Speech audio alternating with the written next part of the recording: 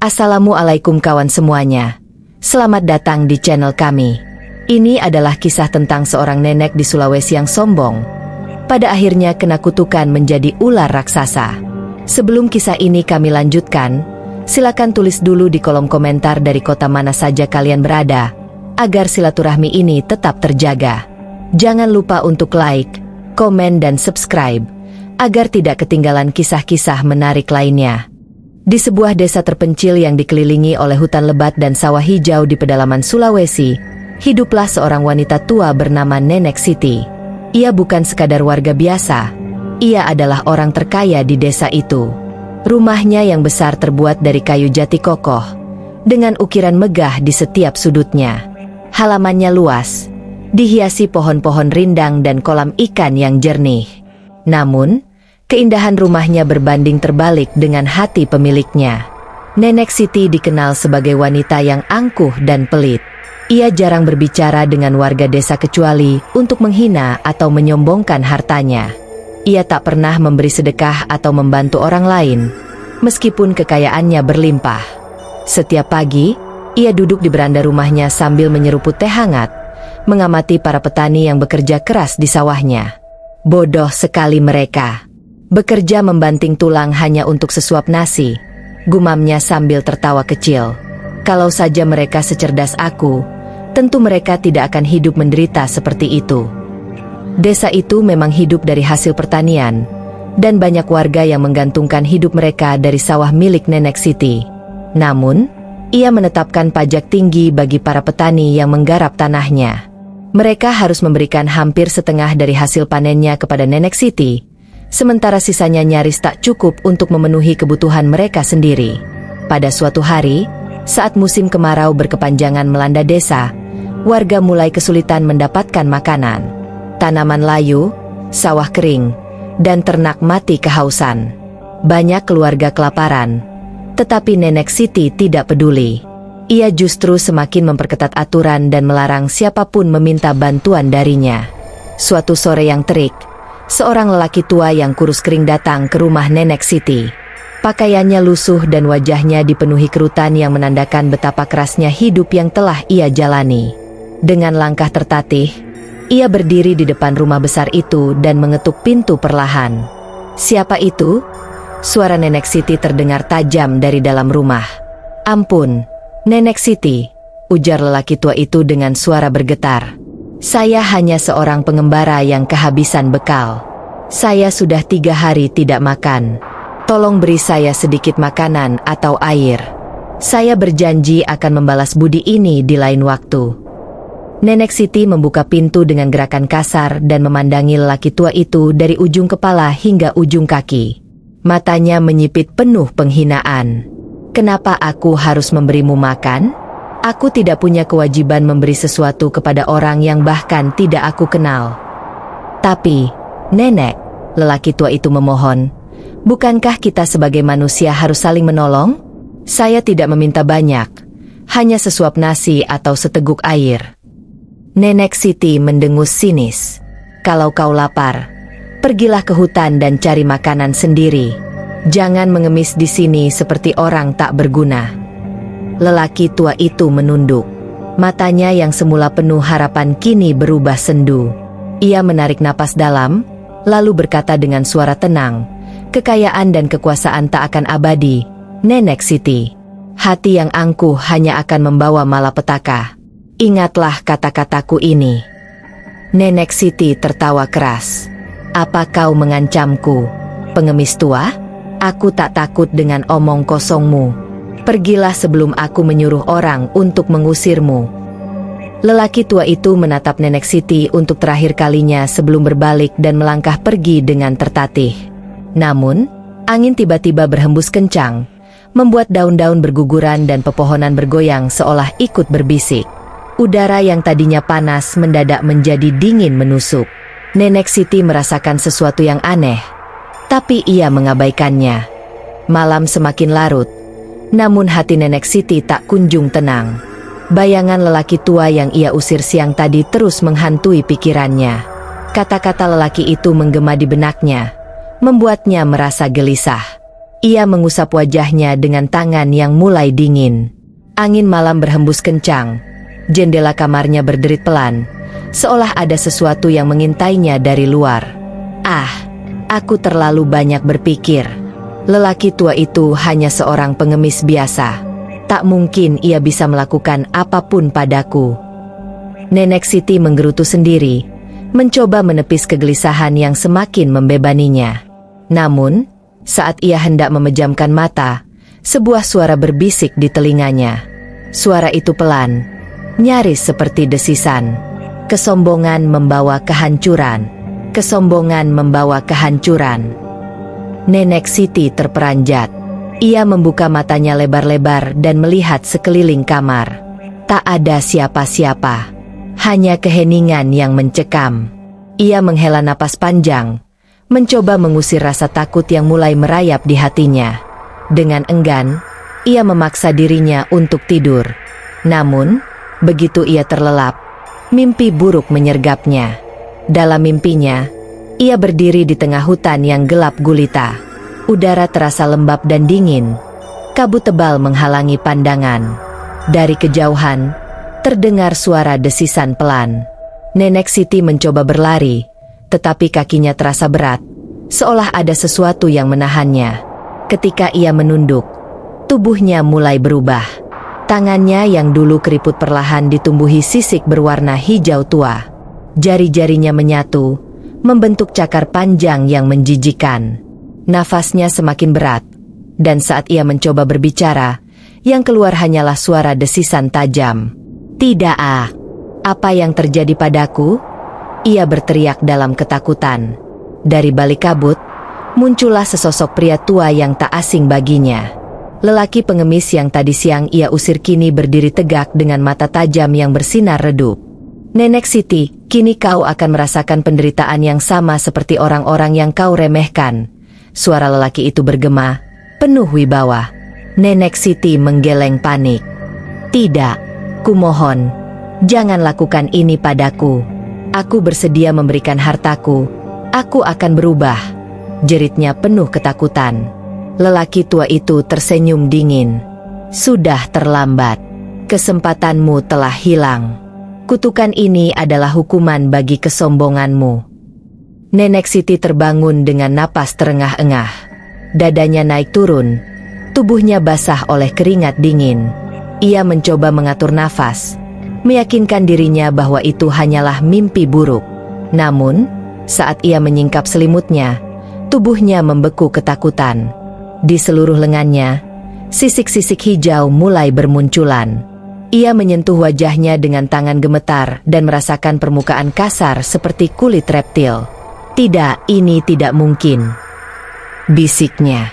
Matanya kini memantulkan warna kehijauan. Pupilnya berubah menjadi garis vertikal layaknya seekor ular. Nafasnya terasa lebih berat.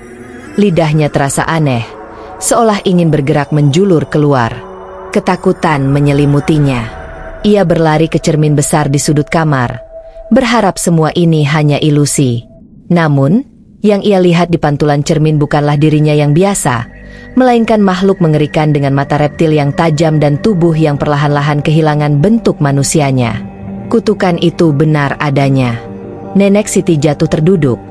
Tangannya mencakar lantai kayu dengan cakar yang kini menggantikan jemarinya.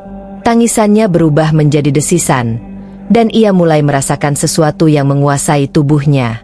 Ia ingin berteriak meminta tolong, tetapi suara manusia telah menghilang dari tenggorokannya.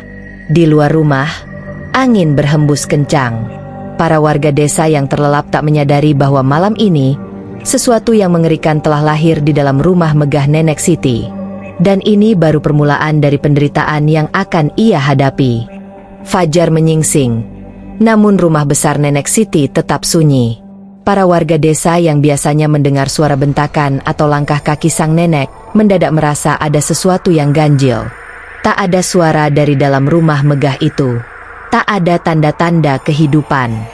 Hanya angin yang bertiup membawa suasana mencekam. Di dalam kamarnya, Nenek Siti menggigil ketakutan. Tubuhnya kini semakin jauh dari bentuk manusia. Tangannya sepenuhnya telah berubah menjadi sisik kasar, dan jari-jarinya melebur menjadi cakar tajam. Kakinya mengecil, menyusut, dan akhirnya menyatu, membentuk ekor panjang yang berat dan melingkar di lantai. Ia tak lagi bisa berjalan seperti biasa. Ia harus melata. Nenek Siti merayap ke jendela, mencoba melihat dunia luar. Namun, begitu cahaya matahari menyentuh kulitnya, rasa terbakar yang luar biasa menjalar ke seluruh tubuhnya. Ia menjerit, tetapi suara yang keluar hanyalah desisan panjang. Panik, ia segera menjauh dari jendela, kembali ke kegelapan kamarnya yang kini menjadi satu-satunya tempat berlindung. Ia merangkak ke depan cermin besar yang dulu selalu ia gunakan untuk mengagumi dirinya sendiri. Kini, yang terlihat di sana bukan lagi seorang wanita tua dengan pakaian mewah, melainkan seekor ular raksasa dengan mata berkilat penuh ketakutan. Sisik hijau tua menutupi tubuhnya, dan lidahnya terus menjulur tanpa kendali. "Ida, ini tidak mungkin. Aku bukan monster. Aku," pikirnya dengan putus asa. Namun, suara manusiawi dalam benaknya semakin lemah, digantikan oleh insting reptil yang mulai menguasai tubuhnya. Ketakutan dan kesedihan bercampur menjadi satu. Ia mencoba menangis, tetapi air mata tak lagi keluar dari matanya yang kini seperti reptil. Ia hanya bisa meringkuk di sudut kamar, berusaha menyangkal kenyataan yang kini tak bisa dihindari. Beberapa hari berlalu. Para warga desa mulai curiga. Biasanya, Nenek Siti akan memeriksa sawahnya atau mengomel tentang pajak yang harus dibayar petani. Tapi kali ini, tidak ada tanda-tanda keberadaannya. Beberapa warga mencoba mengetuk pintu rumahnya, tetapi tak ada jawaban. Pintu gerbang terkunci rapat, dan suasana rumah itu terasa dingin dan menyeramkan. "Mungkin dia sakit," kata seorang ibu tua sambil menatap rumah besar itu dari kejauhan. "Atau mungkin dia sedang pergi ke kota tanpa memberitahu siapapun." Namun, rasa penasaran terus menghantui para warga. Seorang pemuda bernama Jaya, yang dulu sering diusir oleh Nenek Siti ketika mengantarkan hasil panen, akhirnya memberanikan diri untuk mengintip ke dalam rumah melalui celah jendela. Ia mengintip ke dalam ruangan yang remang-remang. Matanya mencoba menyesuaikan diri dengan kegelapan. Apa yang ia lihat membuat darahnya berdesir. Di sudut kamar, melingkar di lantai, ada sesuatu yang besar. Tubuh bersisik yang menggeliat pelan. Ekor panjang yang berkali-kali lipat dari manusia normal. Mata reptil yang menyala redup menatapnya tajam dari kegelapan. Jaya terkejut dan mundur dengan napas memburu. Ia berlari kembali ke desa dan memberitahu warga lain apa yang baru saja ia lihat. Ada sesuatu di dalam rumah Nenek Siti," katanya dengan suara gemetar. "Bukan manusia, tapi ular raksasa." Para warga yang mendengar itu saling berpandangan. Beberapa dari mereka ketakutan, sementara yang lain penasaran. Beberapa orang yang lebih tua mengingat cerita-cerita lama tentang kutukan dan makhluk-makhluk gaib yang menghukum mereka yang berhati kejam. Mungkin ini hukuman atas perbuatannya," bisik seorang lelaki tua. Kabar itu menyebar dengan cepat. Dalam beberapa jam, hampir seluruh desa tahu bahwa sesuatu yang mengerikan telah terjadi di rumah Nenek Siti. Namun, tak ada yang cukup berani untuk mendekat. Mereka hanya berbisik-bisik di kejauhan, menatap rumah besar itu dengan perasaan takut bercampur penasaran. Di dalam rumah, Nenek Siti mendengar semuanya. Ia tahu bahwa orang-orang mulai menyadari keberadaannya, tetapi ia tak bisa berbuat apa-apa. Tak ada cara untuk kembali. Tak ada jalan keluar. Ia hanya bisa merayap dalam kegelapan, sendirian dan terisolasi, menanggung kutukan yang kini menjadi takdirnya. Dan perlahan, pikiran manusianya semakin memudar, digantikan oleh naluri seekor predator. Malam semakin larut, tetapi rumah besar Nenek Siti tetap menjadi pusat perhatian warga desa. Sejak Jaya mengabarkan bahwa ia melihat sosok ular raksasa di dalam rumah itu, tidak ada satupun warga yang berani mendekat. Mereka hanya berkerumun di kejauhan, berbisik dengan nada ketakutan. "Apa yang harus kita lakukan?" tanya salah satu penduduk. Suaranya bergetar. "Kita tak bisa membiarkan makhluk itu tetap di sana." "Bagaimana jika ia keluar dan menyerang desa?" sahut yang lain. Tapi, bagaimana jika makhluk itu benar-benar Nenek Siti? Suara lirih seorang wanita tua menyela. Jika benar ini hukuman atas kesombongannya, kita mungkin tak bisa berbuat banyak. Mereka saling berpandangan, ketakutan menguasai hati masing-masing. Namun, tak ada yang cukup berani untuk masuk ke rumah itu. Sementara itu, di dalam rumah yang kini gelap dan pengap, Nenek Siti meringkuk di sudut kamarnya. Perubahan dalam dirinya sudah hampir sempurna. Sisik-sisik hijau tua menutupi seluruh tubuhnya, dan ekornya yang panjang terus melingkar tanpa henti. Ia hampir tidak bisa berpikir dengan jernih lagi. Setiap kali ia mencoba mengingat siapa dirinya, suara mendesis di kepalanya membisikkan sesuatu yang lain. Lupakan siapa dirimu. Terima bentuk barumu. Kau bukan manusia lagi. Nenek Siti menggeleng, mencoba melawan insting yang semakin kuat itu.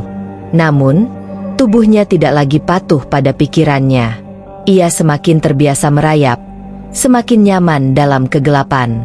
Malam itu, perutnya mulai meronta kelaparan. Ia tidak tahu apa yang harus dilakukan. Ia tidak bisa lagi makan seperti manusia. Naluri barunya berbisik bahwa ia harus berburu. Dengan ragu, ia mulai merayap keluar dari kamarnya, menuju bagian rumah yang sudah lama tak ia hiraukan, dapur. Ketika ia tiba di sana, ia melihat seekor tikus kecil sedang mencakar-cakar lantai kayu, mencari sisa makanan. Tanpa sadar, lidahnya menjulur panjang, mencium bau mangsanya. Seketika, naluri buas dalam dirinya mengambil alih. Ia bergerak cepat, menyergap tikus itu dengan kecepatan yang luar biasa. Tikus itu bahkan tidak sempat melarikan diri. Begitu ia menelan mangsanya, sensasi kepuasan menjalar dalam dirinya. Sesuatu dalam dirinya berubah. Rasa takut mulai menghilang. Ia tidak lagi merasa sebagai manusia. Kini, ia adalah pemangsa. Di luar rumah, suasana semakin tegang. Para warga akhirnya memutuskan untuk bertindak. Mereka mengumpulkan obor, kayu, dan senjata seadanya. Beberapa pemuda pemberani, termasuk Jaya, bertekad untuk masuk ke dalam rumah dan mencari tahu kebenarannya. Jika benar ada ular raksasa di sana, kita harus mengusirnya, ujar Jaya. Mereka perlahan mendekati rumah megah itu. Pintu gerbang masih terkunci, tetapi mereka berhasil membuka celah di jendela besar di sisi rumah. Dengan hati-hati, Jaya dan beberapa pria lainnya masuk ke dalam. Rumah itu terasa dingin dan mencekam. Aroma anyir menyelimuti udara. Langkah kaki mereka menggema di ruangan yang kosong, hanya diterangi oleh obor yang mereka bawa. Berhati-hatilah, bisik seorang pria di belakang Jaya. Mereka melangkah lebih dalam, mendekati ruang utama. Tiba-tiba, suara desisan tajam terdengar dari arah tangga. Semua orang menegang. Dari balik kegelapan, dua mata hijau menyala, mengawasi mereka dengan tajam. Astaga, itu benar-benar ada, bisik seorang pemuda. Tangannya gemetar. Nenek Siti, atau makhluk yang pernah menjadi dirinya, perlahan merayap turun dari tangga. Ukuran tubuhnya jauh lebih besar dari ular biasa. Sisiknya yang keras berkilau di bawah sinar obor. Lidah bercabangnya menjulur keluar, mencium bau manusia di sekitarnya. Seketika, seisi rumah dipenuhi teriakan. Beberapa pria langsung berlari keluar, tetapi Jaya tetap berdiri di tempatnya, meskipun tubuhnya bergetar ketakutan.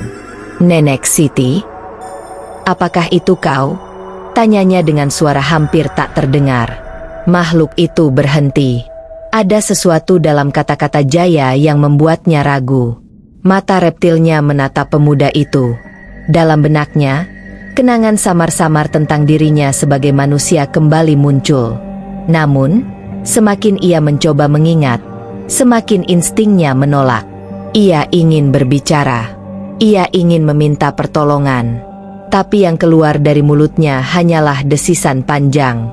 Jaya mundur selangkah. Kita harus pergi. Sekarang. Serunya. Mereka semua berlari keluar rumah, meninggalkan makhluk itu sendirian. Saat mereka berada di luar, Mereka segera menutup gerbang dan mengganjalnya dengan kayu-kayu besar. Para warga melihat mereka dengan cemas. "Bagaimana? Apa yang kalian lihat?" tanya salah satu warga. "Itu benar-benar ular raksasa. Mungkin memang benar bahwa Nenek Siti telah dikutuk," jawab Jaya dengan napas terengah-engah. Ketakutan menyelimuti seluruh desa. Mereka memutuskan untuk tidak mendekati rumah itu lagi. Tidak ada yang berani masuk. Tidak ada yang berani membuka pintu. Sementara itu, di dalam rumah yang semakin sunyi, Nenek Siti merayap kembali ke sudutnya, merasakan kehampaan yang luar biasa. Ia ingin menangis, tetapi air matanya tak lagi ada. Ia hanya bisa mendesis, sendirian, dalam kegelapan yang kini menjadi dunianya. Malam itu, hujan turun dengan deras, menyelimuti hutan dalam selubung kegelapan dan suara gemuruh. Di antara pepohonan raksasa yang menjulang, seekor ular raksasa melata dengan penuh kesedihan. Sisiknya yang dulu berkilauan kini kusam, dan matanya yang pernah bersinar angkuh kini redup oleh kesedihan dan penyesalan. Nenek Siti, yang kini terperangkap dalam wujud reptil mengerikan, mengembara tanpa tujuan. Ia telah kehilangan segalanya, rumah megahnya, emas permatanya, dan yang paling menyakitkan, harga dirinya. Ia teringat saat pertama kali menjadi ular, bagaimana ia menolak menerima kenyataan, mengamuk, dan melampiaskan kemarahannya dengan menakut-nakuti hewan-hewan kecil di hutan. Namun, tak ada yang bisa mengubah nasibnya. Saat malam semakin larut, Nenek Siti tiba di sebuah danau tersembunyi di tengah hutan. Airnya bening, memantulkan cahaya bulan yang mengintip di sela awan. Ia melihat pantulannya sendiri di permukaan air dan merasa jijik. Betapa buruknya ia sekarang, terjebak dalam tubuh seekor monster. Air mata menetes dari matanya yang kini berbentuk mata reptil. Dalam keheningan malam, sebuah suara serak terdengar dari balik pepohonan. "Kau bukan yang pertama," kata suara itu. Dari kegelapan, muncul beberapa sosok yang aneh dan menyeramkan. Seorang pria dengan tubuh setengah kayu, seorang wanita yang tangannya berubah menjadi batu, dan seorang anak kecil yang matanya bersinar seperti bara api. Mereka mendekat, wajah mereka dipenuhi penderitaan. "Kami semua pernah menjadi manusia seperti dirimu," lanjut pria setengah kayu. "Kami dikutuk karena kesombongan dan keserakahan kami sendiri. Aku dulu seorang pemburu serakah yang menebang pohon tanpa peduli, hingga akhirnya tubuhku sendiri menjadi kayu. Aku seorang perempuan kaya yang menolak menolong orang miskin," kata wanita bertangan batu. "Kini aku hanya bisa merasakan kesepian dan kesakitan." Anak kecil itu menatapnya dengan mata penuh api. "Aku dulu sering bermain dengan api dan tak peduli dengan bahayanya. Aku membakar ladang ayahku sendiri karena kemarahanku. Kini, aku harus hidup dengan mata yang terus menyala, tak bisa melihat dengan jelas." Nenek Siti mendengarkan dengan hati yang semakin berat. Ia sadar, ia bukan satu-satunya yang dihukum karena dosa-dosanya. Namun, apakah masih ada harapan untuknya? Atau ia akan menghabiskan sisa kehidupannya sebagai monster yang dikutuk selamanya? Tiba-tiba, dari balik kabut malam, muncul seorang lelaki tua berjubah putih dengan tongkat kayu berukir di tangannya. Wajahnya bersih dan penuh ketenangan. Matanya memancarkan kebijaksanaan yang dalam. "Nenek Siti," kata lelaki tua itu dengan suara lembut namun berwibawa. "Kau telah menempuh jalan panjang untuk memahami kesalahanmu. Namun, apakah kau benar-benar ingin berubah?" Nenek Siti menundukkan kepalanya. "Aku telah kehilangan segalanya. Dan kini aku sadar bahwa kesombonganku telah menghancurkan hidupku. Aku ingin menebus dosaku, jika masih ada kesempatan." Lelaki tua itu tersenyum tipis. "Aku adalah pertapa sakti yang menjaga keseimbangan di hutan ini. Aku bisa membantumu, tetapi kau harus memilih. Kau bisa tetap menjadi ular selamanya, menerima hukumanmu. Atau kau bisa menebus dosamu dengan melindungi orang-orang yang kesusahan, menjadi penjaga yang akan muncul ketika keserakahan dan kesombongan merajalela." Nenek Siti terdiam. Ia menimbang pilihan itu dengan hati yang penuh rasa bersalah. Ia tahu, Tak ada cara untuk kembali menjadi manusia, tetapi jika ia bisa menggunakan keberadaannya untuk kebaikan, mungkin penderitaannya tidak akan sia-sia. Aku memilih untuk bertobat, katanya lirih. Pertapa Sakti mengangguk dan mengangkat tongkatnya. Cahaya keemasan menyelimuti tubuh Nenek Siti, dan perlahan, ia merasakan sesuatu berubah dalam dirinya. Ia tidak kembali menjadi manusia, tetapi tubuhnya kini terasa lebih ringan, tidak lagi dibebani oleh penderitaan dan kesedihan. Sisiknya kembali berkilauan, bukan karena kesombongan, tetapi karena cahaya kebijaksanaan yang telah ia temukan. Sejak malam itu, legenda tentang ular raksasa penjaga desa mulai tersebar. Orang-orang percaya bahwa jika seseorang menjadi angkuh dan serakah, ular itu akan muncul sebagai pengingat bahwa kesombongan hanya akan membawa kehancuran. Dan di dalam hutan yang lebat, Nenek Siti terus mengawasi, bukan lagi sebagai makhluk terkutuk, tetapi sebagai pelindung yang menebus dosanya dengan menjaga keseimbangan dunia yang pernah ia abaikan.